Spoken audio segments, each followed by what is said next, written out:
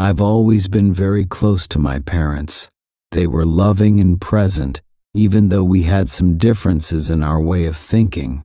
My mother was devoted to our family and the church, always optimistic. My father, on the other hand, was more reserved but hard-working. I never imagined anything could drastically change between us. One afternoon, after a long day at college, I came home and noticed something strange: silence. I had received a message from my mom saying she had gone to sing at church with my sister. It was unusual since they usually only did that at night, but I didn't think much of it. I decided to head to the kitchen and prepare something to eat. I put some meat on the stove to fry while heating up some leftover rice. Everything seemed normal until I heard our dog scratching at the front door.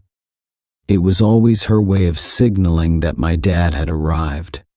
I walked to the door and unlocked it, but as soon as I opened it, I was caught off guard.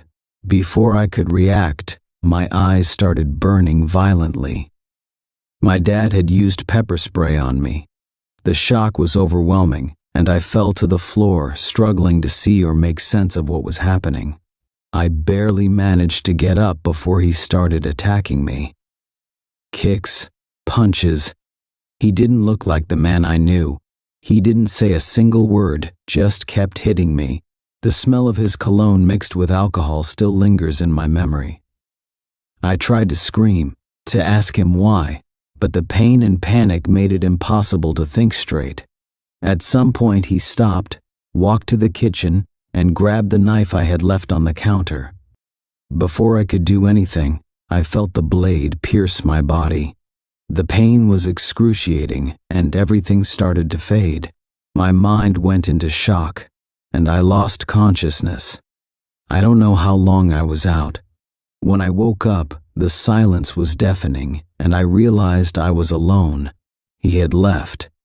Even with my body weak and trembling, I mustered every ounce of strength I had, dragged myself to my bedroom, and locked the door. I tried to catch my breath and figure out what to do. I grabbed my phone and sent a short message to my mom. Call the police. Then I dialed 911 myself. I could barely speak, but I gave them my address and explained what had happened. The next few minutes felt like hours. I pressed my hand against the wound to stop the bleeding while listening to every noise outside, terrified that he might return. Finally, I heard the sirens. Relief washed over me. The police arrived, along with an ambulance. My dad was found wandering the streets, confused and disoriented.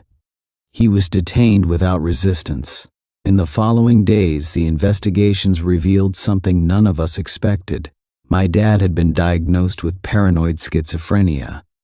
He had been living with delusions, convinced that I was a threat. Today he's in a high-security psychiatric hospital. The physical pain from my injuries is gone, but the emotional scars remain. I can't look at him without remembering that afternoon. At the same time, I try to remind myself that the illness turned him into someone he never wanted to be. This experience taught me how fragile the human mind can be. I love my dad, but I know I'll never be the same after what happened. Surviving was a miracle, and I try to cherish every day as a new chance to move forward.